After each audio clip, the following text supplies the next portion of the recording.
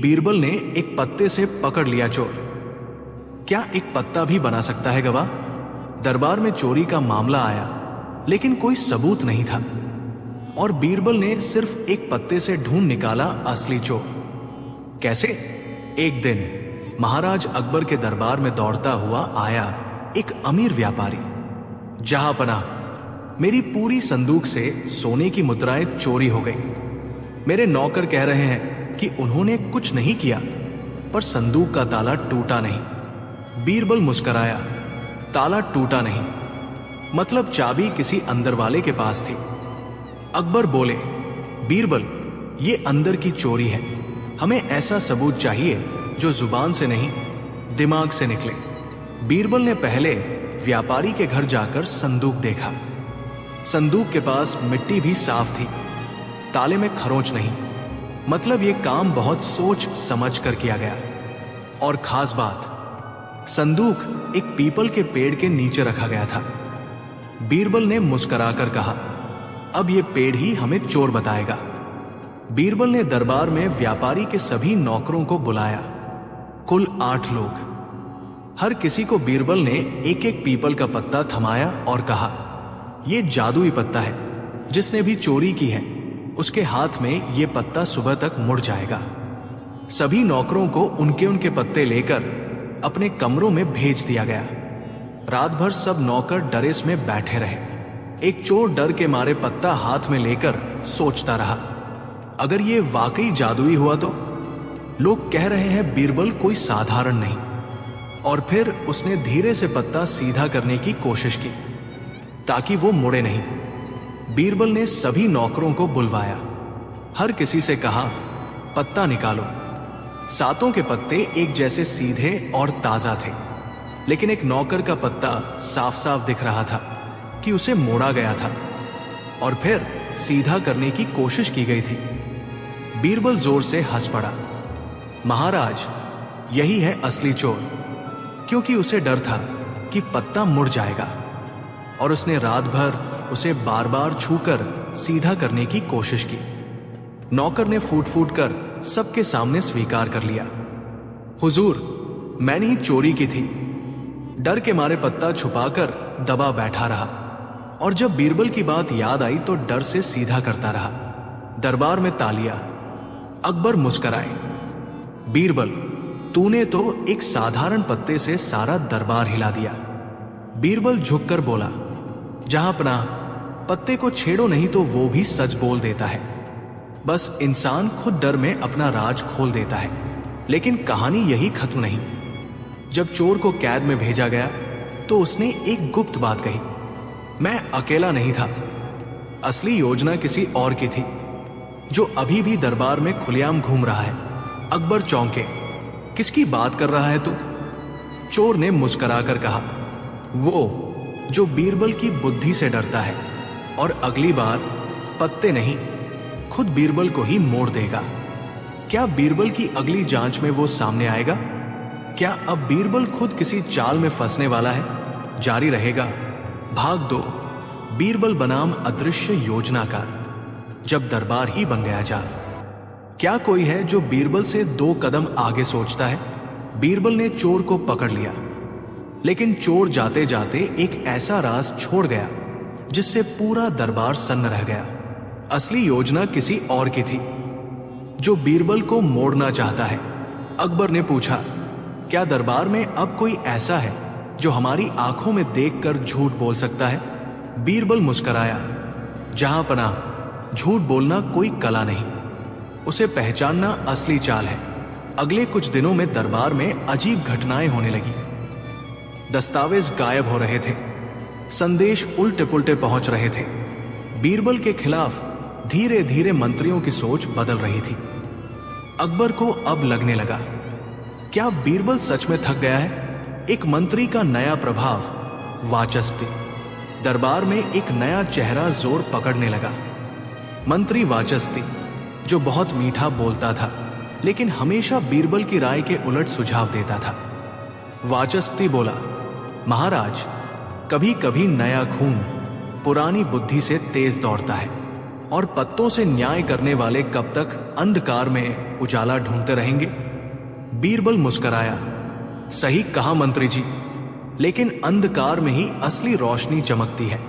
बीरबल जान चुका था कि अब वो खुद निशाने पर है। उसने एक योजना बनाई। मुझे भी चोर बनना होगा। रात के अंधेरे में महल के पुराने पुस्तकालय से एक राज की किताब गायब हो गई और सुबह अफवाह उड़ चुकी थी। इस चोरी में बीरबल का नाम है। दरबार में बीरबल को कटघरे में खड़ा किया गया। अकबर ने पूछा, बीरबल, क्या तुमने सच में यह किताब चुराई है? बीरबल चुप रहा। वाचस्पति बोला, जो इंसान पत्तों से चोर पकड़ता था वो आज खुद किताबें चुरा रहा है। अचानक बीरबल ने अपनी जेब से वो ही किताब निकाली।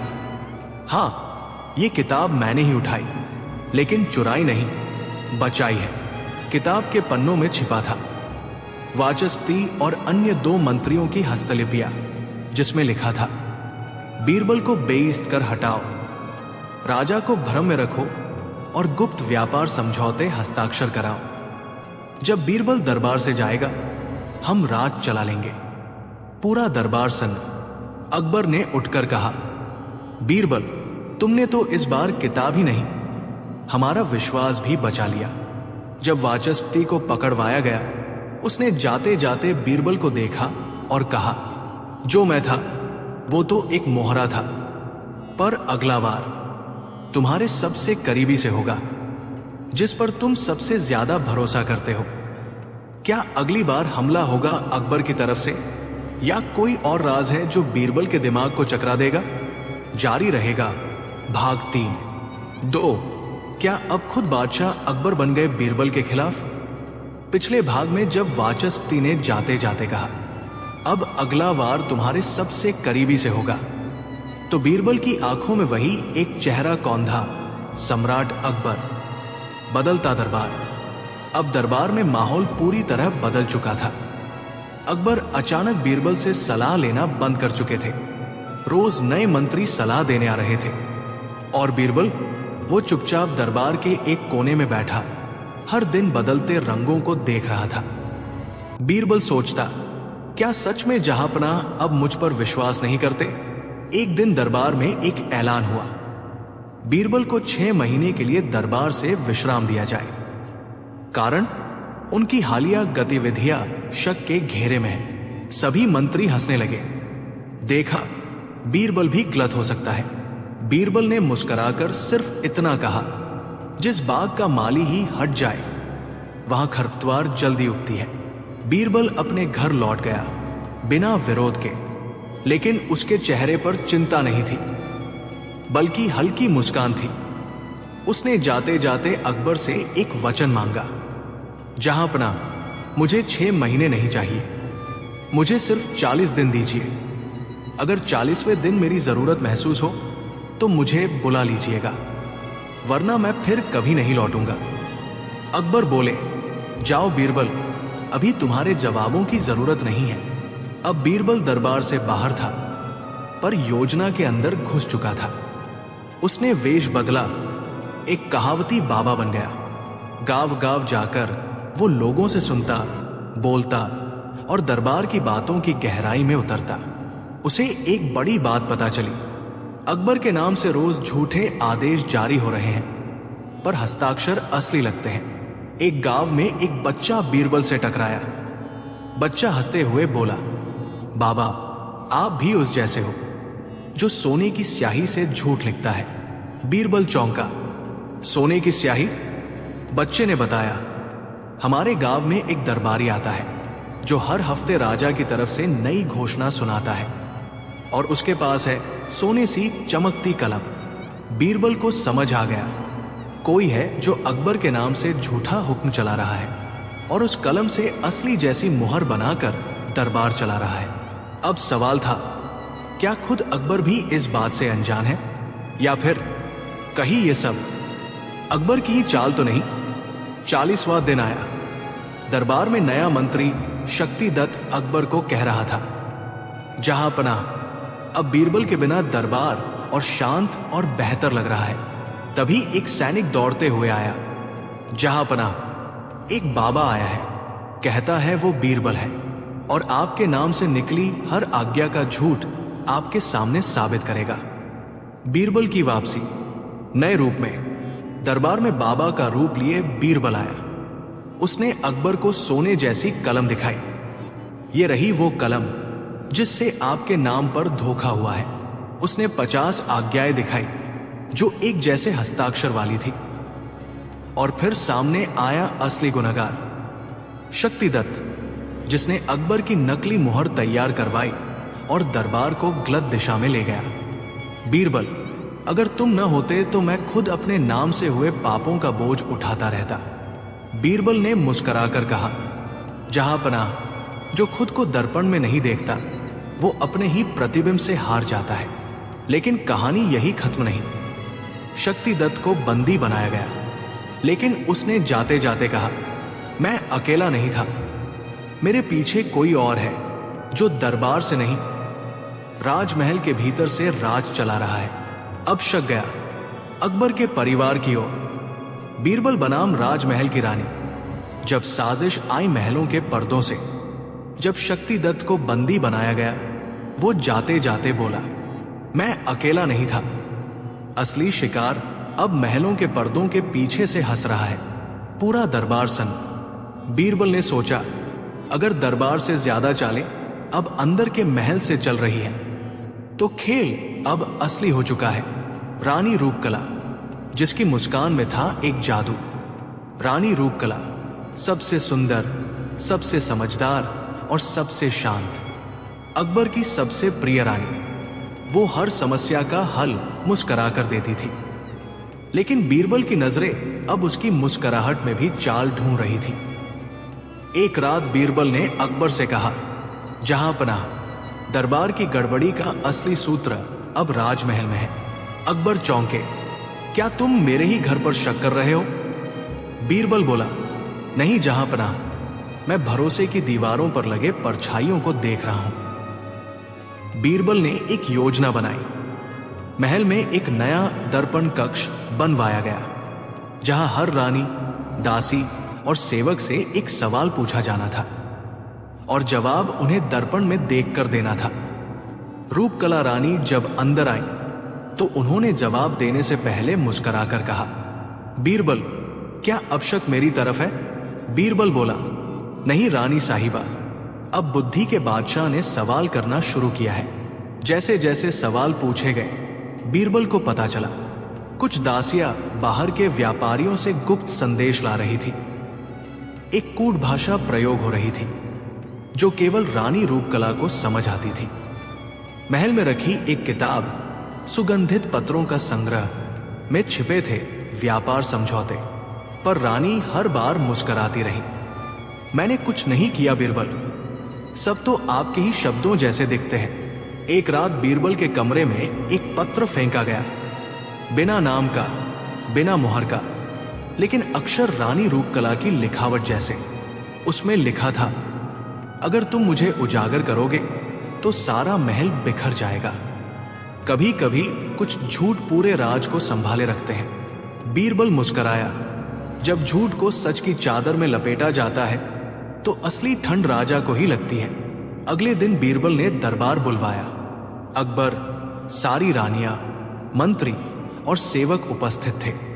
बीरबल ने पूछा, एक रानी जिसकी सादगी पर सबको गर्व है, जिसकी सलाह से कभी कभी बादशाह भी प्रभावित होते हैं, अगर वही राजमहल की साजिश की सूत्रधार निकले तो क्या होगा? अकबर बोले, ऐसा हो ही नहीं सकता। तभी बीरबल ने किताब निकालकर उस पृष्ठ को खोला जहां लिखा था, शक्तिदत्त को चुपचाप समर्थन दो, बीरबल को दरबार से दूर करो, और व्यापार का हिस्सा आधा रानी खाने में पहुंचे। सन्नाटा और रानी की मुस्कान।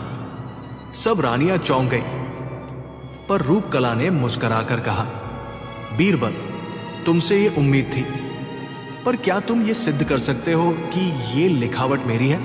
बीरबल मुस्कुराया, लिखावट नहीं रानी साहिबा, खुशबू बताती है कि पत्र कहां से आया है, और ये किताब वही इत्र बिखेरती है जो सिर्फ आपके कक्ष में पाया जाता है। लेकिन फिर अकबर ने कुछ कहने ही वाला था कि रानी रूपकला बोली, ठीक है बीरबल, तुम जीत गए, पर जो असली लेखक है वो ना मैं हूं, न शक्तिदत्त, वो है एक मूर्ति जो हर दिन तुम्हारे पीछे खड़ी रहती है। बीरबल चौंका। मूर्ति? कौन सी मूर्ति? रानी बोली, जिसकी आंखें पत्थर की है पर निगाहें तुम्हारे हर राज में झांक चुकी है। कौन है वो मूर्ति जो राजमहल के अंदर सब जानती है? क्या कोई और है जो बीरबल से भी तेज सोचता है? क्या अब बीरबल की बुद्धि भी भ्रम में पड़ने वाली है? जारी रहेगा भाग 5, बीरबल बनाम बोलती मूर्ति। जब सच ने खुद को जिंदा बताया। एक और 3 चालाक जासूस। दरबार की सबसे बड़ी जांच। लेकिन एक दिन उस दरबार में ऐसा रहस्य आया जिसने पूरे राज्य को हिला कर रख दिया। 3 जासूस, तीनों राजा के भेजे हुए, और उनका एक रहस्यमय मिशन। पर जब सच्चाई खुली तो अकबर के होश उड़ गए और बीरबल की सूझबूझ ने फिर साबित कर दिया कि उसकी जगह कोई नहीं ले सकता। एक सुबह जैसे ही दरबार लगा, महल के द्वार पर 3 अजनबी दिखाई दिए। वे साधारण नहीं लग रहे थे। उनकी चाल में तेजी थी, निगाहें चौकस और कपड़े साफ सुथरे मगर आम दिखते। अकबर ने पूछा, तुम कौन हो और क्यों आए हो? उनमें से एक ने आगे बढ़कर कहा, जहांपना, हम तीनों आपके मित्र राज्य उज्जैन से आए जासूस हैं। हमारा काम आपके राज्य की सुरक्षा का आंतरिक निरीक्षण करना है। महाराज उज्जैन ने खुद हमें भेजा है। अकबर चौंके, पर पत्र देखकर यकीन आ गया। उन्होंने तीनों को कुछ दिन राज्य में घूमकर जानकारी लेने की अनुमति दी, मगर शर्त रखी कि हर बात की रिपोर्ट दरबार में ही दी जाएगी। तीनों जासूस अलग अलग क्षेत्रों में घूमने लगे। एक बाजार में, एक सैनिक छावनी में, और तीसरा सीधे दरबार में रहकर व्यवहार देख रहा था। पहला जासूस नाम था काशिफ। वो बाजार में हर दुकानदार से अजीब सवाल करता, अगर चोर आ जाए तो क्या करोगे? राजा को सबसे ज्यादा क्या चढ़ावा देते हो? क्या बीरबल रिश्वत लेते हैं? दूसरा जासूस नाम था हामिद। वो सैनिकों से पूछता, अगर युद्ध हो तो कौन सबसे पहले भागेगा? क्या राजा तुम्हारे वेतन समय से देते हैं? अगर विद्रोह हो तो क्या तुम साथ दोगे? तीसरा जासूस नाम था शेख सुलेमान। वो दरबार में चुपचाप बैठा रहता, हर बात नोट करता, और कभी कभी बीरबल से भी अजीब सवाल पूछ लेता। बीरबल जी, आपने कभी राजा के फैसले पर आपत्ति की है? अगर राजा गलत हो जाए तो आप क्या करेंगे? बीरबल को कुछ गड़बड़ लगी। बीरबल ने तीनों को एक दिन दरबार में बुलाया और कहा, हमारा दरबार एक विचित्र परंपरा निभाता है। जो भी अतिथि आए उसे एक कहानी सुनानी होती है जो उसके स्वभाव को प्रकट करे। आइए, अपनी अपनी कहानी सुनाइए। काशिफ ने कहानी सुनाई, एक लोहार की जो झूठ बोलता था और लोगों को बहकाता था। हामिद ने कहानी सुनाई, एक सेनापति की जो अपने राजा से असंतुष्ट था और विद्रोह कर बैठा। शेख सुलेमान की कहानी थी, एक मंत्री की जो बुद्धिमान था लेकिन राजा की हर गलती पर चुप रहता था। बीरबल मुस्कुराया, उसने तीनों की मानसिकता पकड़ ली।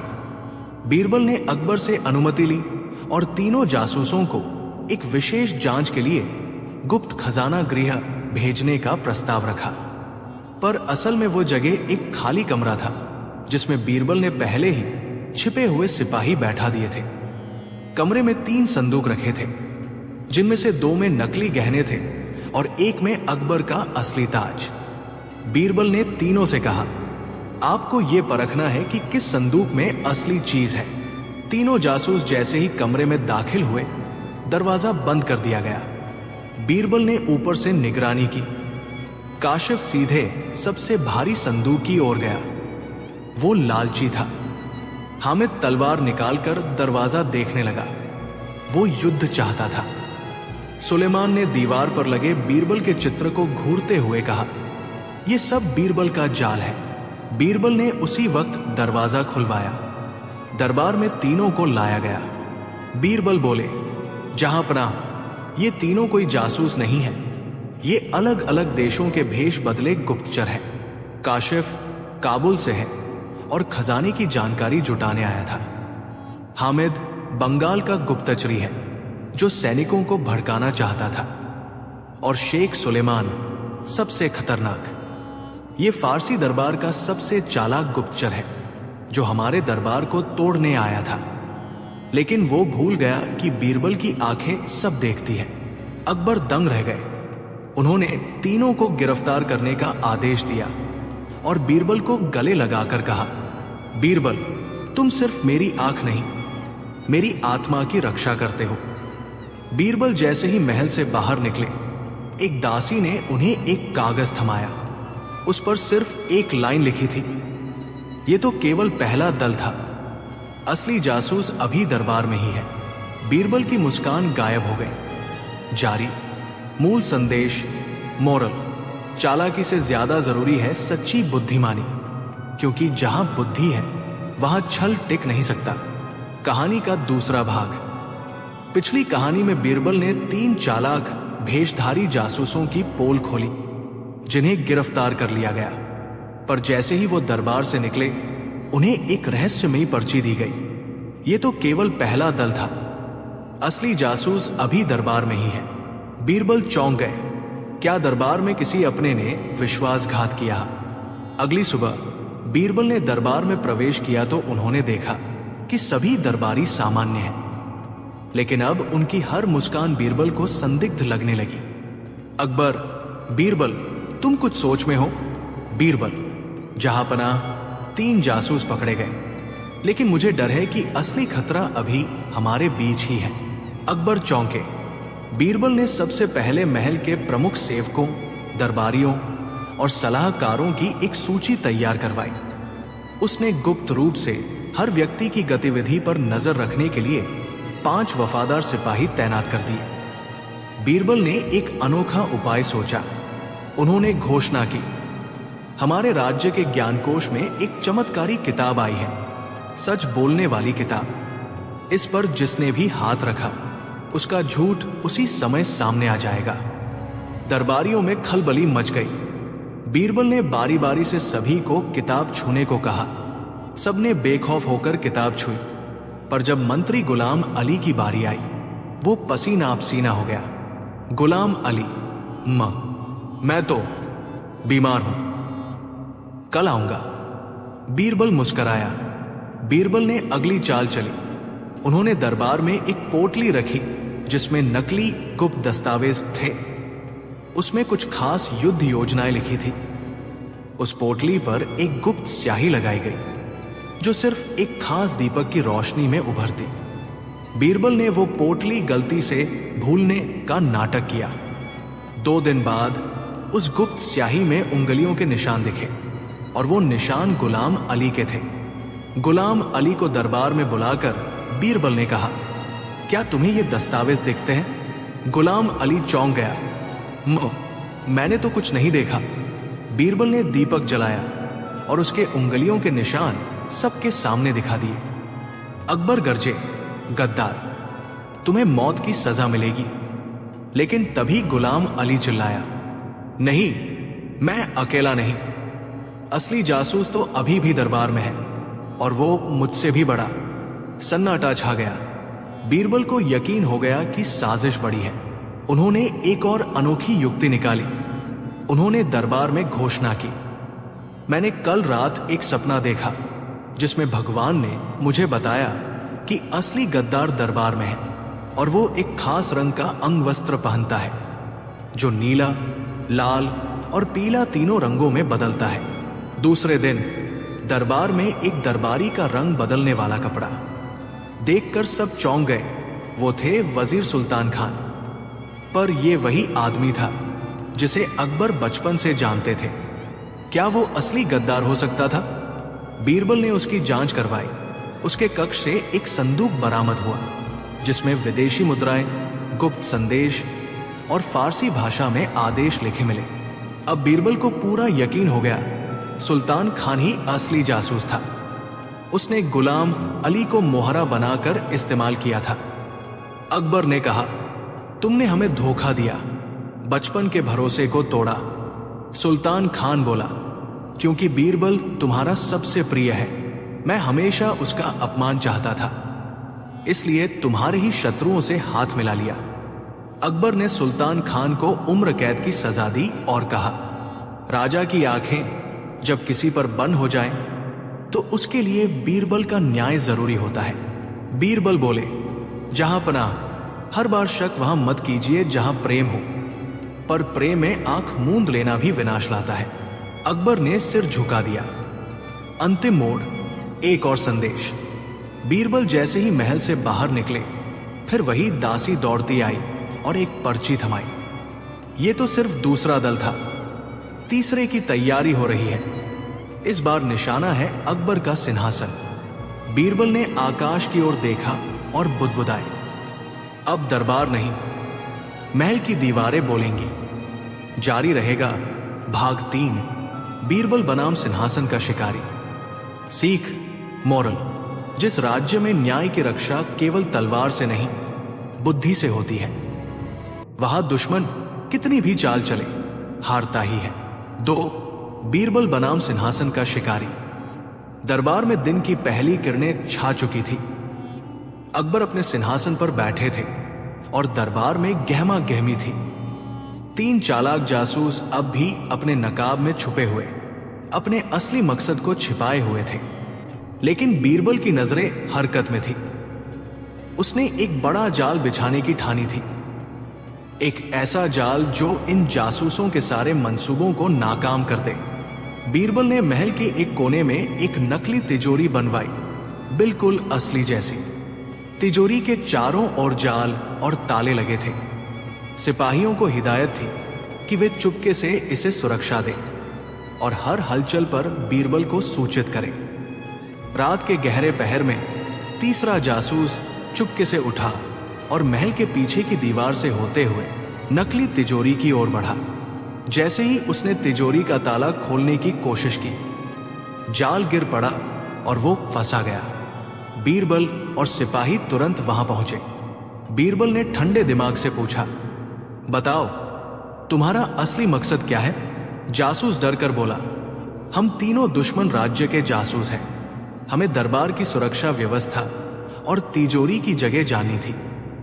बीरबल ने मुस्कुराते हुए कहा, जहां जासूस चाल चलते हैं, वही बीरबल अपनी चाल से खेल पलट देता है। अकबर ने सख्ती से कहा, राज्य के खिलाफ साजिश करने वालों को कड़ी सजा मिलेगी, पर बीरबल की सूझबूझ के कारण तुम्हें पकड़ा गया। बीरबल ने कहा, दरबार में सबको ये याद रखना चाहिए, चालाकी से काम लेना जरूरी है, पर ईमानदारी से जीत पक्की होती है। कहानी जारी रहेगी। अगले भाग में बीरबल की और भी बड़ी चाल और दरबार की नई चुनौती। दरबार में सबकी निगाहें बीरबल पर टिकी थी। तीनों जासूस अब बंदी बन चुके थे और उनकी चालाकियां सबके सामने आ चुकी थी। अकबर ने गर्व से कहा, बीरबल, तुम्हारी बुद्धि और सूझबूझ से हमारा राज्य सुरक्षित है। बीरबल ने मुस्कुराते हुए जवाब दिया, जहां संकट होता है वही अवसर भी होता है। चालाकी तभी काम आती है जब वो सत्य और न्याय के साथ हो। अकबर ने आदेश दिया कि जासूसों को दंड दिया जाए, पर साथ ही उन्हें सुधार का अवसर भी मिले। दरबार ने सीखा कि सच की जीत होती है और चालाकी केवल तभी सफल होती है जब उसका आधार ईमानदारी हो।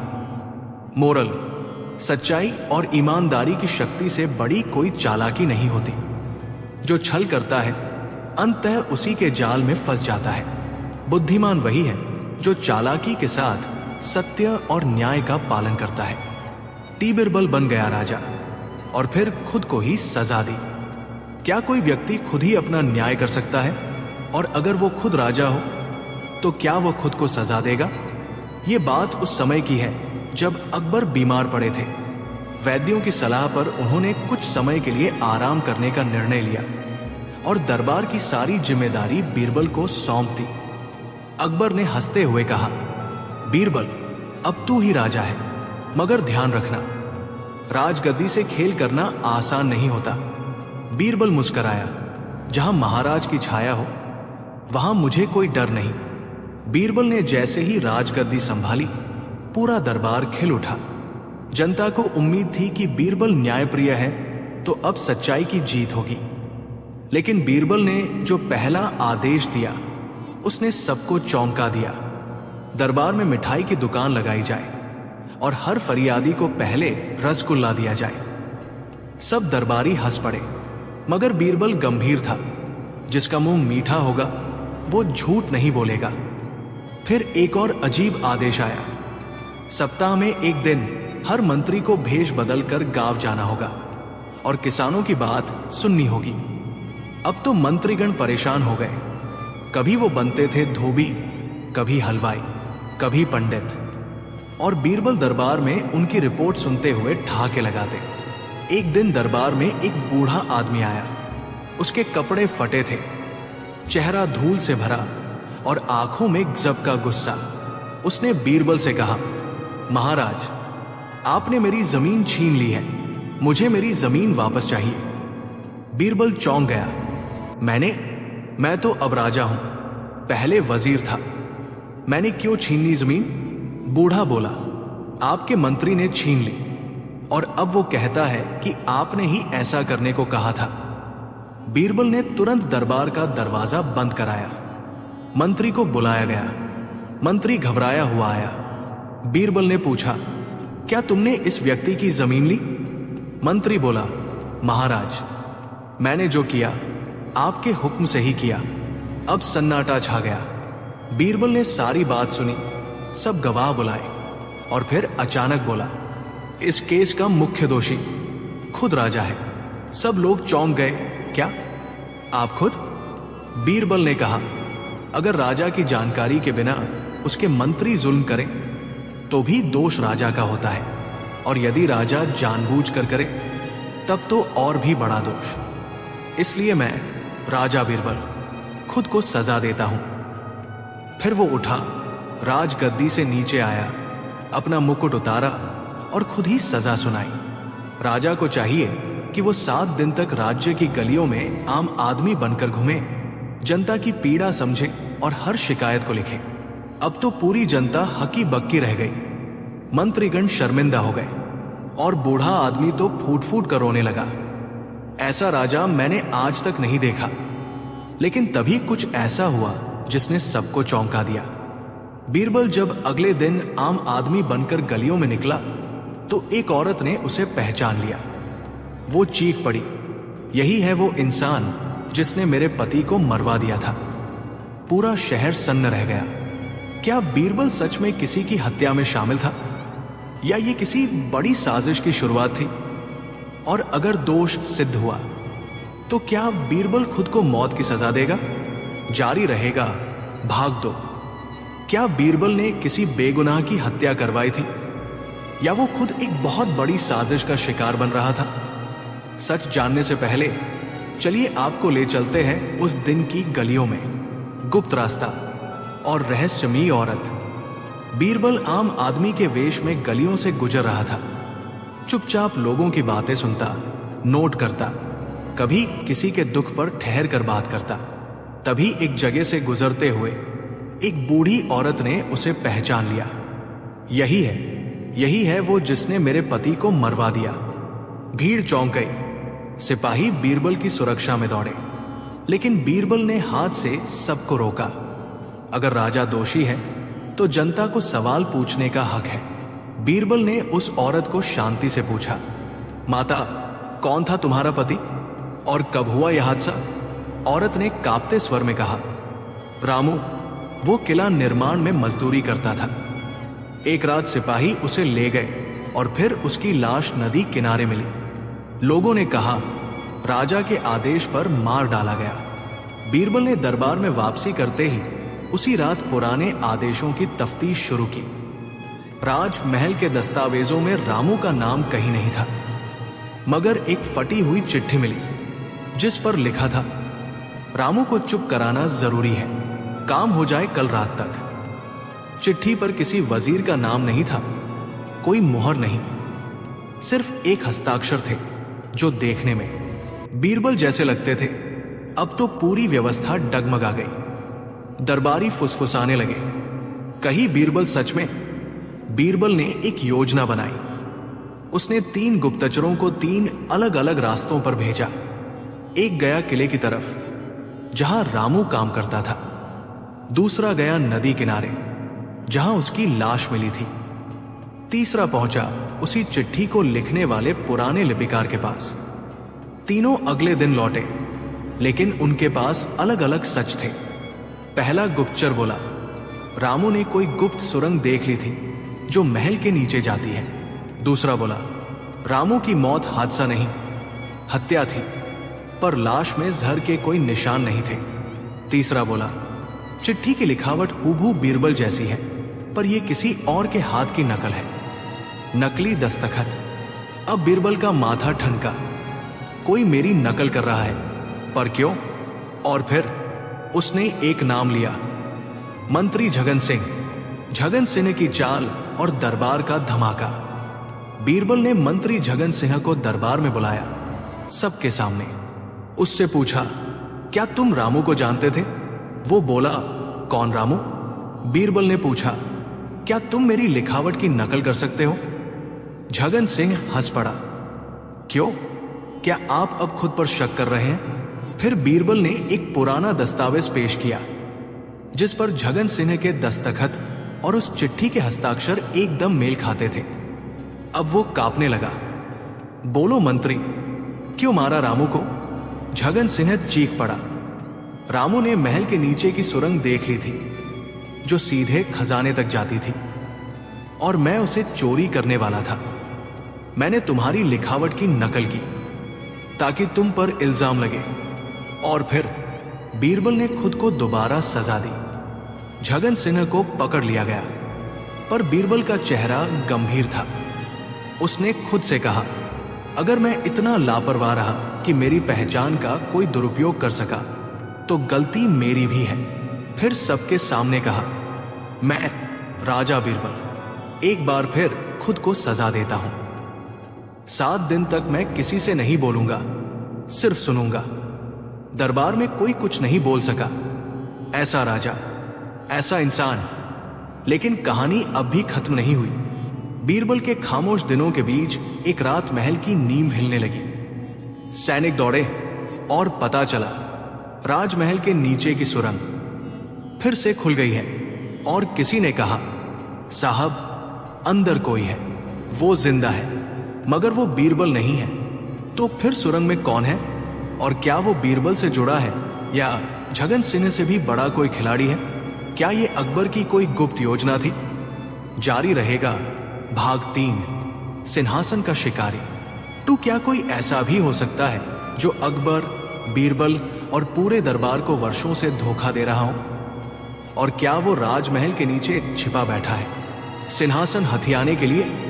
जब सुरंग से अजीब सी आवाजें आने लगी, बीरबल के चेहरे पर पहली बार डर नहीं, चिंता थी। उसने सिपाहियों को रोका, कोई अंदर नहीं जाएगा। ये सिर्फ एक सुरंग नहीं है, ये कोई पुराना राज है। बीरबल ने मशाल जलाई, तलवार कमर से बांधी और अकेले ही सुरंग में उतर गया। सुरंग की दीवारें नम थी, हवा में सीलन और रहस्य का बर्फीला स्पर्श था। हर कदम पर लगता जैसे जमीन खुद सवाल पूछ रही हो। क्या तुम सच में तैयार हो बीरबल?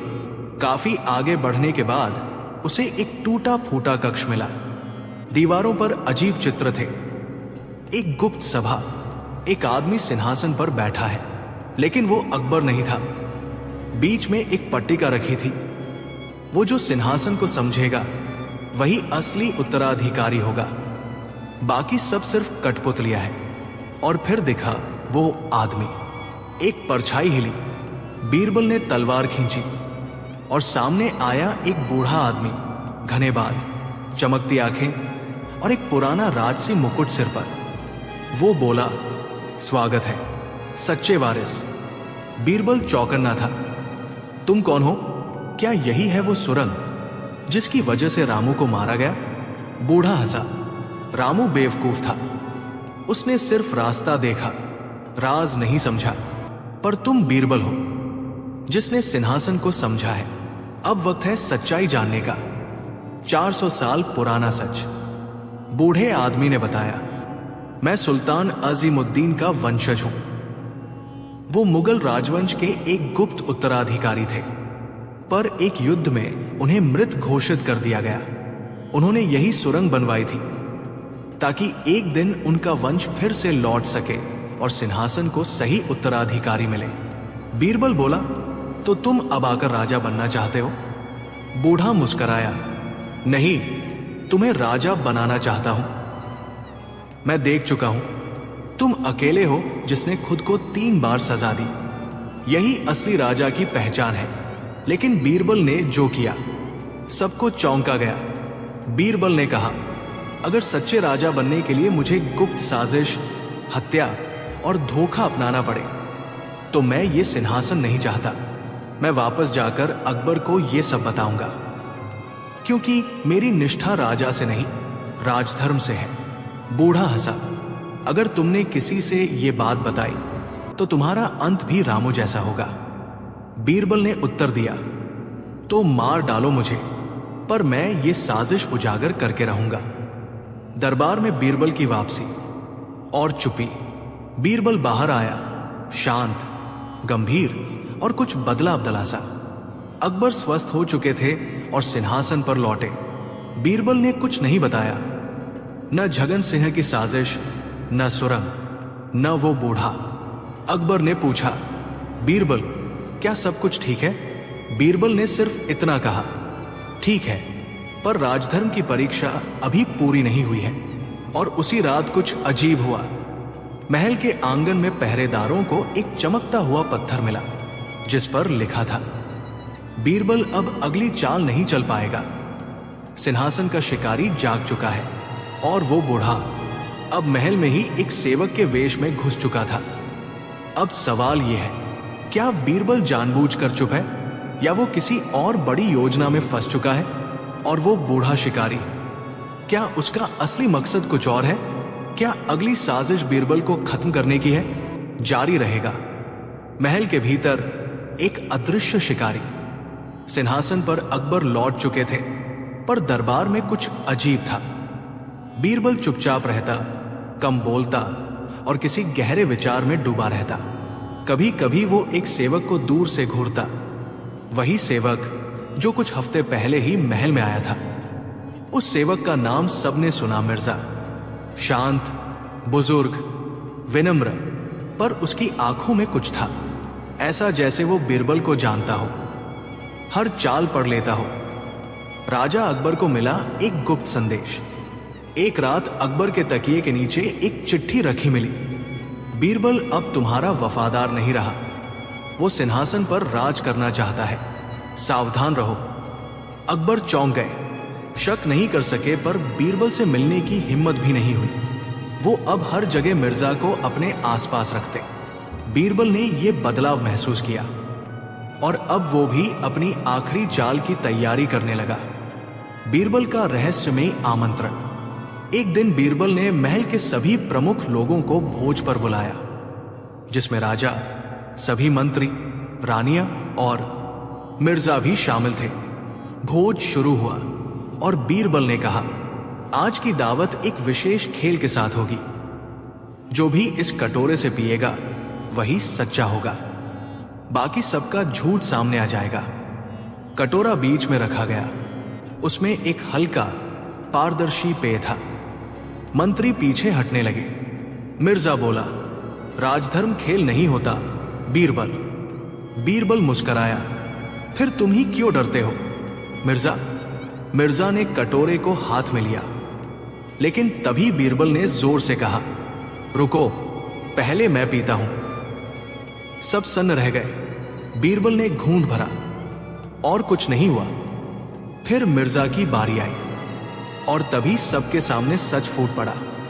जैसे ही मिर्जा ने पेय पिया, वो कांपने लगा, उसकी आंखें लाल हो गई और वो जोर से चीख पड़ा, मैं ही हूं सुल्तान अज़ीमुद्दीन का वारिस, मैं ही हूं असली उत्तराधिकारी।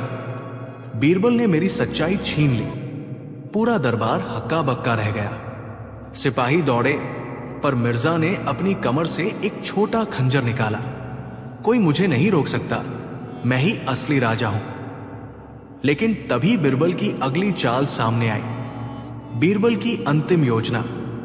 बीरबल ने कहा, इस कटोरे में सच्चाई की कोई दवा नहीं थी मिर्जा, ये सिर्फ गुलाब जल था। तुम्हारा सच इसलिए बाहर आया क्योंकि झूठ जब छिपा नहीं रह सकता तो अपने आप फूटता है। राजा वो नहीं जो राजवंश से हो, राजा वो होता है जो खुद को भी सजा दे सके।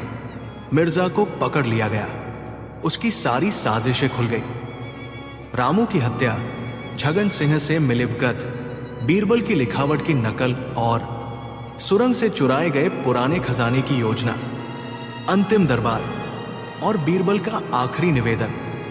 अकबर ने बीरबल से कहा, अब तो तू ही असली राजा है बीरबल, बोल क्या इनाम चाहिए।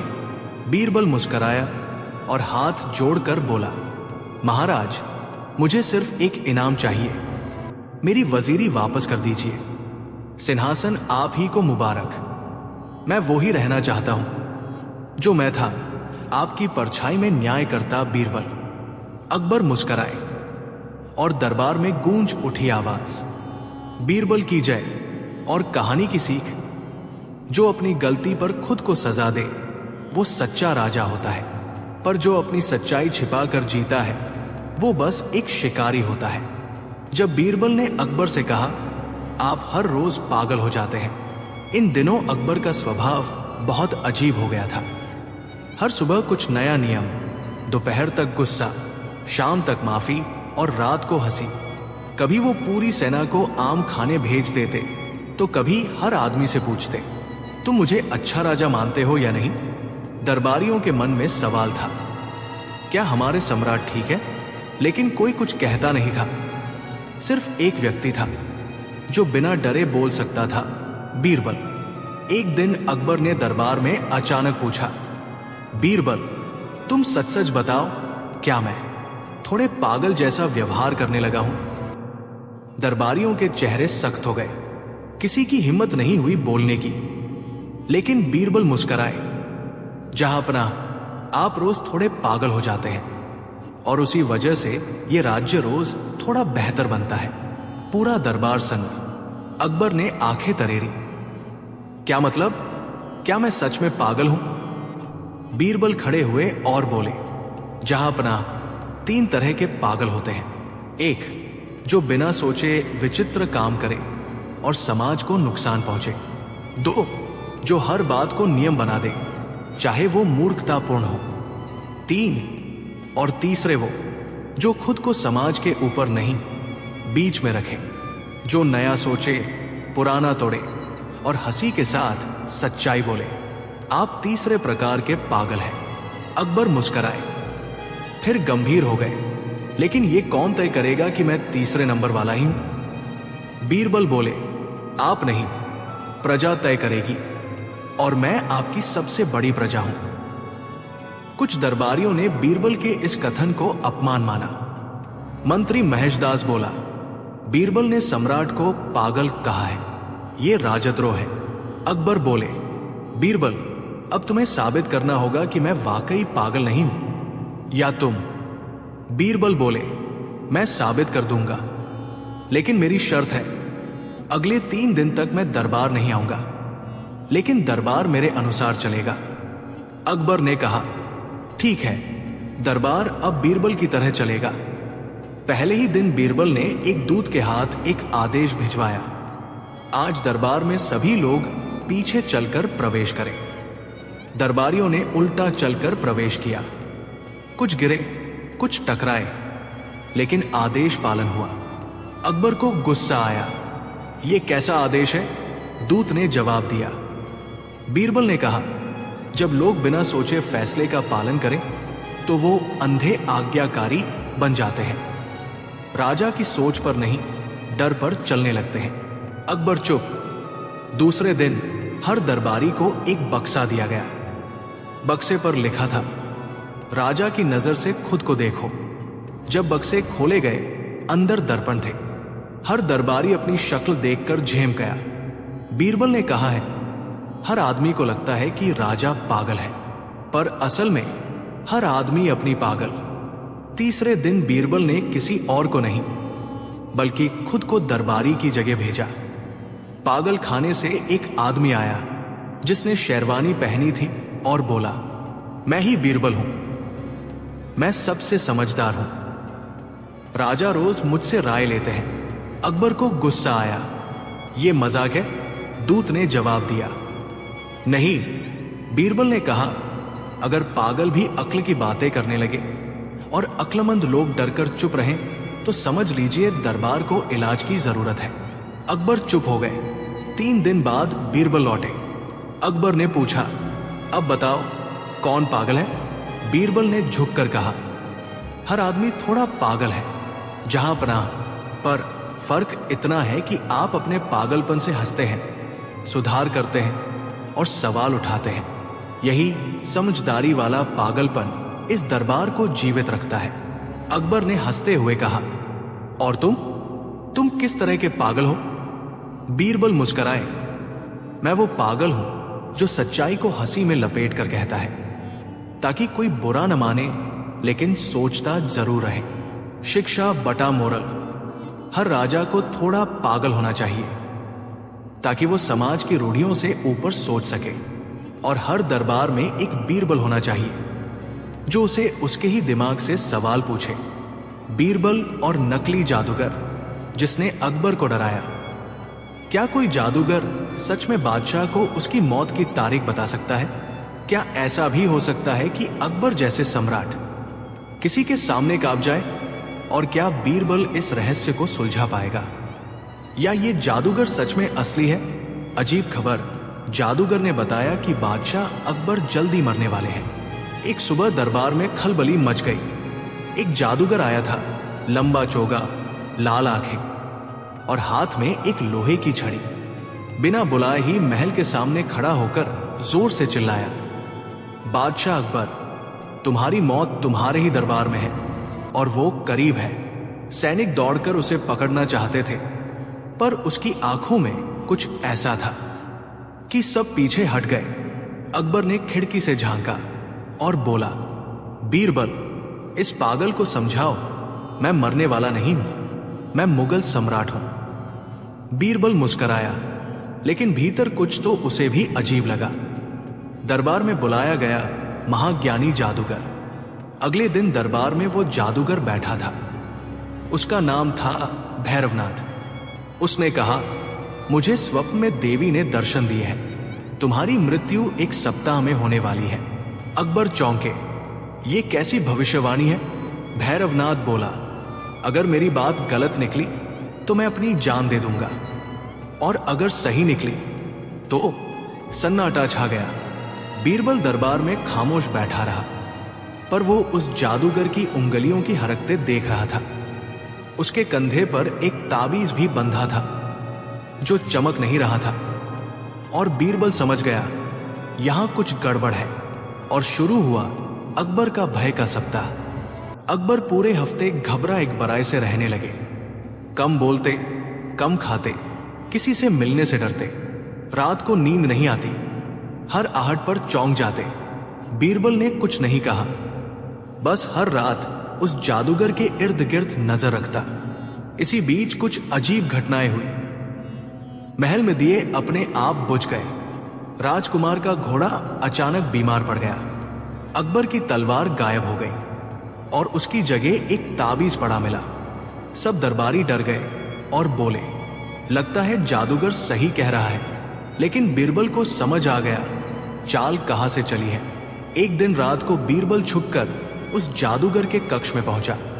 उसने देखा जादूगर अकेला नहीं, 3 और लोग उसके साथ मंत्रणा कर रहे थे, और उसके पास एक नकली दिए बुझाने वाला धुआं, एक जड़ी बूटी की खुशबू और अकबर की तलवार की नकल पड़ी थी। बीरबल मुस्कुराया, तो असली खेल यह है, डर की दुकान खोलकर खुद राजा बनने का सपना। बीरबल की अंतिम चाल और जादूगर की पोल। अगले दिन दरबार में बीरबल ने घोषणा की, हमने रात को देवी का ध्यान किया और एक नया संकेत मिला है। इस जादूगर की मृत्यु आज सूर्यास्त से पहले निश्चित है। जादूगर हंसा, यह कैसे हो सकता है? मैं अजर हूं, अमर हूं। बीरबल बोला, तो फिर साबित करो। सूरज डूबने तक यही बैठो, और अगर मरे नहीं तो हम मान लेंगे तुम असली हो। जादूगर कांप गया, पसीना आने लगा, और जैसे ही सूर्य ढलने को हुआ वो भागने लगा। लेकिन तभी सैनिकों ने उसे पकड़ लिया। उसकी झोली से निकला धुएं वाला पाउडर, चुंबकीय ताबीज, नकली भविष्यवाणी की स्क्रिप्ट और एक चिट्ठी जिसमें लिखा था, जब सम्राट डरेंगे तब ताज छीनने की तैयारी करना। अकबर ने बीरबल को गले लगाया, तेरी अक्ल ने फिर हमें बचा लिया। बीरबल मुस्कराया, हुजूर, डर का इलाज डर नहीं, सच होता है। सीख और कहानी की रहस्यमयी समाप्ति। झूठा जादू जब सच्चे विश्वास पर हमला करता है तो बीरबल जैसे लोग ही वो तलवार होते हैं जो अंधविश्वास की गर्दन काटते हैं। लेकिन क्या वाकई सब कुछ यही खत्म हुआ? क्योंकि ठीक उसी रात बीरबल को एक पत्र मिला जिसमें लिखा था, मैं असली जादूगर हूं और अगला निशाना सिर्फ बीरबल है, जारी रहेगा, भाग दो। बीरबल बनाम काला साधु, मृत्यु का आह्वान। क्या सच में कोई ऐसा साधु हो सकता है जो बीरबल की मृत्यु की घड़ी तय कर दे? क्या बीरबल पहली बार किसी रहस्यमयी शक्ति से हार गया? और क्या इस बार दरबार की चतुराई नहीं, किस्मत चलेगी? बीरबल रात को जब अपने कमरे में दाखिल हुए तो तकिए के नीचे एक काली चिट्ठी रखी थी। उस पर लिखा था, मैं हूं काल साधु, तूने मेरे शिष्य भैरवनाथ को बेनकाब किया। अब तेरा नंबर है। 3 दिन बाद अमावस्या की रात तेरी मृत्यु निश्चित है। बीरबल ने चिट्ठी पढ़ी और मुस्कुराए। लगता है अब खेल दिलचस्प होने वाला है। दरबार में डर का साया। अकबर भी घबरा गए। अगले दिन बीरबल ने अकबर को सब बताया। अकबर गंभीर हो गए। बीरबल, ये कोई मामूली साधु नहीं लगता। अगर उसकी साधना सच्ची हुई तो? बीरबल बोले, तो फिर मैं देखना चाहता हूं कि उसका तंत्र मेरा क्या बिगाड़ता है। लेकिन पूरे दरबार में खलबली मच गई। कोई कहता काले साधु की शक्ति अपार है, कोई कहता वो आत्माओं से बात करता है, तो कोई चुपचाप दरबार छोड़ने लगा। पहला संकेत काले तिल और उल्टी परछाई। अगली सुबह बीरबल के दरवाजे पर काले तिलों की एक लकीर बनी मिली। उसकी परछाई उल्टी दिशा में जा रही थी। पंडित बोले, ये मृत्यु की छाया है। सैनिक बोले, हमें बीरबल की रक्षा करनी चाहिए।